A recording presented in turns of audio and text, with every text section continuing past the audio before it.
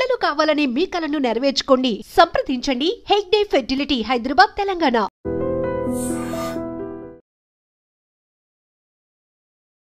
నమస్కారం, welcome to I dream. నేను మీ విజిత. ప్రస్తుతం మనతో పాటు ఉన్నారు మోటివేషనల్ స్పీకర్ ఉషా కస్తూరి గారు. ఇప్పుడు వారితో మాట్లాడి మరిన్ని మంచి విషయాలు, అసలు ఇప్పుడు సమాజంలో జరుగుతున్న విషయాలు ఏంటి, ఇవన్నీ జరగటం వెనకాల ఎవరి తప్పు ఉంది, ఎక్కడ లోపం ఉంది, ఇలాంటి విషయాలు వారితో మాట్లాడి తెలుసుకునే ప్రయత్నం చేద్దాం.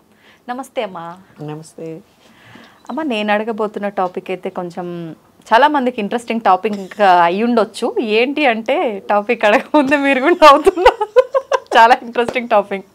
అయితే టాపిక్ ఏంటంటే అత్త కోడళ్ళు. ఓకే, మనకు పాత సినిమాల నుంచి కూడా అత్త అనగానే సూర్యకాంతమ్మ గారు గుర్తొస్తారు.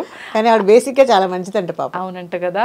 కానీ పాప మన అలా క్రియేట్ చేసేసాం మనం సినిమాల ద్వారా. ఆవిడ క్యారెక్టర్ ఎలాంటిదంటే ఇప్పుడు ఎవరు ముచ్చటపడి కూడా పేరు పెట్టుకోలేరు. అవును, నిజంగా పేరు పెట్టుకుంటేనే గయ్యాలతనం వచ్చేస్తుందో ఏమో మరి, కానీ భయపడతారు నిజంగా. పెట్టుకోవడానికి కూడా లేకుండా చేసేస్తుంది ఆవిడ క్యారెక్టర్స్. అయితే మా అత్త కోడళ్ళ విషయానికి వస్తే ఉన్నారు ఇప్పుడు జనరేషన్లో కొంతమంది తల్లి కంటే మంచి చూసుకునే కోడలు ఉన్నారు, కూతురు కంటే మంచి చూసుకునే అత్తగారు ఉన్నారు. అలా అని చెప్పి అందరూ అలా ఉంటున్నారా అంటే అదొక అదృష్టం అనుకోవాలి. ఎవరో ఒకరు వేల మీద లెక్క పెట్టొచ్చు. ఎంతసేపు అత్త కోడలు అనగానే ఆ ఫైటింగే. ఇంకా 90% మంది ఇలానే ఉంటారు, 100లో ఖచ్చితంగా. ఎందుకు ఇలా అవుతుందంటారు? ఎక్కడ లోపం జరుగుతుందంటారు? ఎందుకు వీళ్ళ అమ్మతో సమానంగా తన అత్తని ఎందుకు చూడలేకపోతున్నారు ఈ కోడళ్ళు? లేదు, తన కూతురుతో సమానంగా తన కోడల్ని ఎందుకు చూడలేకపోతున్నారు ఈ అత్తలు? అసలు ఎక్కడ జరుగుతుందంటారమ్మా లోపం? అత్తగారు అనే ఒక పొజిషన్, అది చాలా గౌరవమైన ఒక స్థానం. ఏ కుటుంబంలో అయినా కూడా, ఏ స్త్రీకైనా కూడా. ఆ అమ్మాయి బయట నుంచి వస్తుంది, ఒక 20 ఏళ్ళు 25 ఏళ్ళు పెరిగి ఒక మనస్తత్వాన్ని తను జీర్ణించుకుని వచ్చినప్పుడు ఆ ఇంటి పద్ధతుల్ని నచ్చ చెప్పాలే తప్ప రూల్డ్ అవుట్గా చెప్తే కష్టంగానే ఉంటుంది కదా. ఇది ఫస్ట్ మెయిన్ ప్రాబ్లం. ఇక్కడ కాదు, 3 తరాలుగా ఉన్న సమస్య ఇదే యాక్చువల్గా. మా ఇంట్లో అలా చెయ్యం, మా ఇంట్లో అలా ఎవరు తినరు. ఫస్ట్ ఆ అమ్మాయికి మీ ఇంట్లో ఎలా ఉంటారో ఎలా చేయాలో తెలియడానికి తనకు తెలియాలి కదా అమ్మాయికి. మా ఇంట్లో ఇలా అంటే మా ఇంట్లో తినరు, అది ముందు నచ్చ చెప్పాలి. ఇలా ఉంటుందమ్మా పద్ధతి, ఇలా చెయ్యి అని తను చెప్పాలి. అత్తగారి అది బాధ్యత. అది వదిలేసి మీ అమ్మ ఇది కూడా నేర్పలేదా అని అడిగే ముందు నువ్వు నీ కూతురికి ఎన్ని నేర్పించావో ఆలోచించుకోవాలి కదా. కరెక్ట్. అలాగే ఇంకొకటి చూడండి, అత్తగారి పొజిషన్లో ఎలా ఉంటుందంటే, మా అల్లుడు చాలా మంచివాడు, మా అమ్మాయిని బాగా చూసుకుంటాడు. మరి అదే పొజిషన్ నీ ఇంటికి వచ్చిన కోడలు తల్లి కూడా అనుకోవాలి కదా. మా అమ్మాయిదే రాజ్యం చాలా గొప్పగా చెప్తారు కొంతమంది. ఇప్పుడు అల్లుడు మంచోడు, మా కూతుర్ని బాగా చూసుకుంటాడు. అదే కొడుకు కోడల్ని బాగా చూసుకుంటే, కోడలు కొడుకుని ముడేసుకుంది కదా, కొంగుని ముడేసుకుందమ్మా, మా కోడలు వచ్చిందో రాలేదో మార్చేసిందమ్మా, ఇలా మాట్లాడేస్తారు. ఇది తరం మారింది, చదువుకుంటున్నారు. ఇప్పుడు చూస్తే ఇప్పుడు ప్రజెంట్ అత్తగారి పొజిషన్లో ఉన్నవాళ్ళు చాలా మంది రియల్లీ చాలా హైలీ ఎడ్యుకేటెడ్ అత్తగారు కూడా ఉన్నారు. మరి ఎందుకు ఆ ప్లేస్కి రాగానే వాళ్ళకి ఎందుకు అట్లా అవుతుందో తెలియదు. అంటే ఇప్పుడు అత్తగారి పొజిషన్కి మనిషిలోని గయ్యాళితనానికి చదువుకి సంబంధం లేదు. చెప్పాను కదా, ఏ గయ్యాళితనం ఏ స్కూల్లోనూ ఏ యూనివర్సిటీలోనూ ఉండదు, గ్రూపే కాదు అసలు. అది వాళ్ళకి ఎలాంటంటే ఫస్ట్ మెయిన్ గయ్యాళితనం ఎక్కడొస్తుందంటే, ఇప్పుడు ఒక తరానికి మారినప్పుడు పరిస్థితులు మారుతున్నాయి, వాళ్ళ పొజిషన్స్ మారుతున్నాయి, స్తోమతలు మారుతున్నాయి, సౌకర్యాలు మారిపోతున్నాయి. నేను ఇంట్లో ఇడ్లీ పప్పు రుబ్బి దోశపిండి రుబ్బి నేను ఆఫీస్కి వెళ్ళేదాన్ని అంటే మేబీ ఆ టైంలో మీకు మిక్సీలు అందుబాటులో లేవా, కొనుక్కునే స్థాయిలో మీరు లేరో ఆలోచించుకోవాలి. ఇప్పుడు పరిస్థితులు కూడా కారణాలు ఉంటాయి. ఇప్పుడు ఏమవుతుందంటే మనిషికి సౌకర్యాలు పెరిగాయి.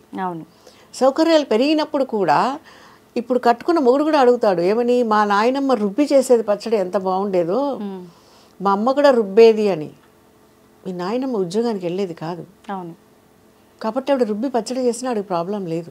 అప్పుడు వాళ్ళు ఓన్లీ గృహస్థుగానే ఉండేవాళ్ళు, ఆ బాధ్యతల్లోనే ఉండేవాళ్ళు. కాబట్టి అన్నీ అయ్యాక మిగిలిన పని చేసుకునేది. కానీ ఇక్కడ ఈ అమ్మాయి అన్ని చక్కబెట్టుకుని వెళ్ళాల్సి వస్తుంది కదా. ఇప్పుడు కూడా కొంచెం తను రుబ్బుతూ ఉంటే ఇప్పుడు పరిస్థితి ఎలా ఉందంటే అత్తగారులకి కానీ చాలామంది అబ్బాయిలకి కానీ అమ్మాయి చాలా అందంగా ఉండాలి, చదువుకోవాలి, బోడంత సంపాదించాలి. కానీ పాతకాలం మా నాయనమ్మ చేసినట్టుగా ఇంట్లో అన్ని రుబ్బి ఊడ్చి కల్లాపు చల్లి ముగ్గులేసేలాగానే ఉండాలి అని. అంటే ఇంట్లో పనులన్నీ కూడా పాతక చింతకాయ పచ్చడిలాగా అప్పుడు వాళ్ళు ఎలా చేశారో అవి చెయ్యాలి మళ్ళీ. ఎలా కుదురుతుంది అన్ని? ఇది సినిమా అనేది ఏమన్నా అదే రీల్ తర్వాత రీల్ షూటింగ్ తీసుకోవడానికి. రియల్ లైఫ్లో ఇవన్నీ జరిగేవి కాదు కదా. ఒకటి కావాలంటే ఒకటి వదిలేసుకోవాలి. అదే కుచ్చి పానేకెళ్ళి కుచ్చి కోనా పడతాయి అంటారు. అది లేకపోతే కష్టం కదా. ఇప్పుడు చదువుకున్న అమ్మాయి కావాలి అంటే సమానంగా బాధ్యతలు భర్త కూడా తీసుకోవాలి. అఫ్ కోర్స్ అందరూ లేరు. నేను ఇప్పుడు చూస్తుంటే నాకే అనిపిస్తుంది, చాలా బెటర్ ఈ కాలంలో అబ్బాయిలే బాగా వండుతున్నారమ్మా ఇవాళ రేపు కొంతమంది ఇళ్లలో. ఇది నిజం, ఇది మాత్రం నేను కూడా ఒప్పుకుంటా. చాలా మంచిగా వంట చేస్తున్నారు. కొంతమంది అమ్మలు అయితే గర్వంగా చెప్తున్నారు, మా అబ్బాయి అమెరికా నుంచి కాల్ చేసి అడుగుతున్నాడు, అమ్మ ఇందులో ఎంత ఉప్పు వేయాలి, ఇంత కారం వేయాలి అంటే. అఫ్ కోర్స్ అక్కడికి వెళ్ళాక అందరూ వండుకుంటారులే, అక్కడ కూడా వండుకొని అమ్మాయిలు కూడా ఉన్నారు, అది వేరే విషయం. ఇంత మారిన కాలంలో ఇంత మార్పులు వచ్చిన తర్వాత కూడా ఇంకా కొన్ని పెత్తనాలు, ఇది చాలా డేంజర్ కదా. ఎందుకంటే అన్ని రోజులు అప్పట్లాగా ఇప్పుడు లేవు. అండ్ ప్లస్ వర్క్ ప్రెషర్ కూడా ఆఫీస్లో ఎంత ఉంటుంది. వాళ్ళు ఇక్కడ రెండు పాత్రలు పోషిస్తున్నారు కదా. అంతే. అక్కడ మరి ఆ ప్రెషర్ ఈ ప్రెషర్ ఎట్లా కుదురుతుంది? అవును, ఇది చాలా రిస్క్, కష్టం. అది అర్థం చేసుకోకుండా నాకున్నది కాబట్టి నాకు లేని సౌకర్యం అనుభవిస్తున్నదేమో కోడలు అన్న ఒక కుంచితంగా ఆలోచించుకుంటూ గయ్యాళితనం బయటపడుతుంది అత్తగారికి. అవును. లేదా కోడల విషయానికి వస్తే, నేను ఇంత సంపాదిస్తున్నాను, నేను ఇంత ప్రాపర్టీ ఇచ్చి మా అమ్మ నాన్న నాకు పెళ్లి చేశారు కాబట్టి నేను వీళ్ళ మాటలు వినటం ఏంటి అన్న ఒక స్థానంలో కూడా కొంతమంది కోడళ్ళు ఉన్నారు. అందరూ లేరు, కొంతమంది ఇలా ఉన్నారు. ఇప్పుడు ఇక్కడ అడ్జస్ట్ అవ్వాలనుకున్నప్పుడు ఇద్దరు అవ్వాలి, అత్తగారు అవ్వాలి, కోడలు అవ్వాలి, అదే టైంలో కొడుకు కూడా అవ్వాలి. ఇప్పుడు రెండు అడ్జస్ట్ అవ్వలేదు అనుకో, అక్కడ బాధితుడు పాపం కొడుకే, నలిగిపోతారు పాపం. బాధితుడు కొడుకే అక్కడ, అందులో డౌట్ లేదు. ఇప్పుడు ఎవరికి సపోర్ట్ చేస్తాడు? అవును, నువ్వా నేనా అంటున్నప్పుడు ఎవరిని వదులుకోలేడు కదా. అలానే ఎవరికి సపోర్ట్ చేయకుండా ఉండలేడు. సో అది అక్కడ వాళ్ళు మనిషి సంఘజీవి అన్నాడు కదా, సోషల్ యానిమల్.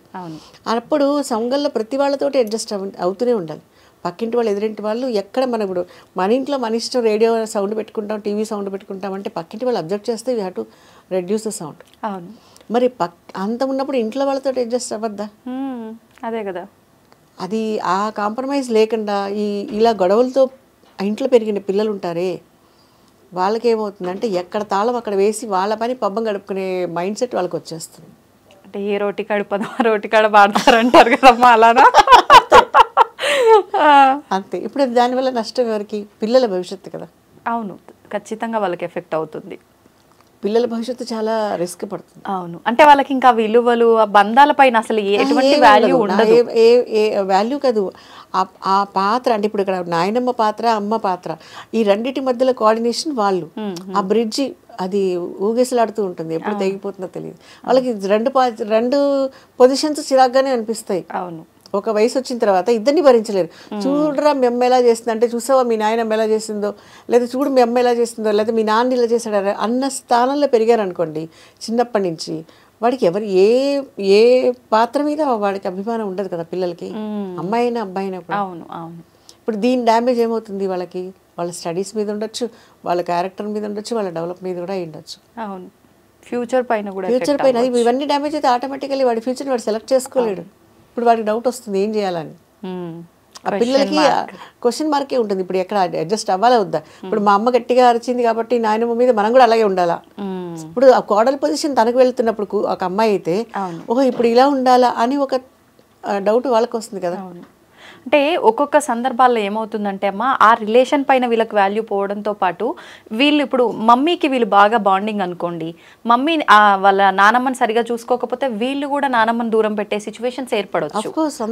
తెలియకుండా ఈ శత్రుత్వాలు ఏర్పడతాయి కదా, నేర్చుకుంటూ ఉంటారు. అవును అవును, నిజంగా. అంటే ఇలాంటివి జరగకుండా ఉండాలి అంటే ఖచ్చితంగా మనం పిల్లలు చూస్తున్నారనే కాదు, అసలు ముందు వెనక ఆలోచించి ఎవరితో ఎలా ఉండాలి ఏంటి అనే ఒక మెలకువ తెలుసుకొని మనం ముందుకెళ్ళగలిగితే ఇలాంటి ప్రాబ్లమ్స్ ఉండవనే చెప్పాలి. ఇప్పుడు ఒకళ్ళ మనస్తత్వాన్ని ఒకళ్ళు అర్థం చేసుకోవాలి. ఓహో వీళ్ళకి ఇలాగే ఉండాలి, ఇలాగే చేయాలి, ఈ అమ్మాయికి ఇలా రాదు, ఈ రెండు అడ్జస్ట్మెంట్లు ఇద్దరి మధ్యలోనే ఉండాలి. అవును, లేకపోతే అది వీధిని పడుతుంది సంసారం కదా. నిజం నిజం. పక్కింటి వాళ్ళకి ఎదురింటి వాళ్ళకి మంచి కాలక్షేపం స్టోరీ టీవీ సీరియల్ అయిపోతుంది. అంతే అంతే. ఇప్పుడు అన్నీ అలాగే అవుతున్నాయి. అందులో కూడా అవే ఎక్కువ చూపిస్తున్నారు. అవును అవును అంతే. వైఫ్ అండ్ హస్బెండ్ గొడవలు, అత్త కోడళ్ళ గొడవలు, ఇవే ఎవరి విలనిజం ఉంటుందో, ఎవరి హీరో పాత్ర ఉంటుందో, ఎవరు బలైపోతున్నారో కూడా అర్థం కాని పరిస్థితిలో ఉన్నాయి. చూసేటోళ్ళు కూడా ఎలా ఇన్వాల్వ్ అయిపోతారంటే అదంతా నిజంగా జరుగుతుంది అన్నంత ఇన్వాల్వ్ అయిపోతారు, జీవించేస్తారు. అది రాసిన వాళ్ళకి తీసిన వాళ్ళకన్నా గుర్తుంటుందో లేదో గానీ ఈ చూసిన వాళ్ళు మాత్రం పిన్ టు పిన్ దించేస్తారు. అవునవును. థ్యాంక్ యూ అమ్మా, థ్యాంక్ యూ వెరీ మచ్.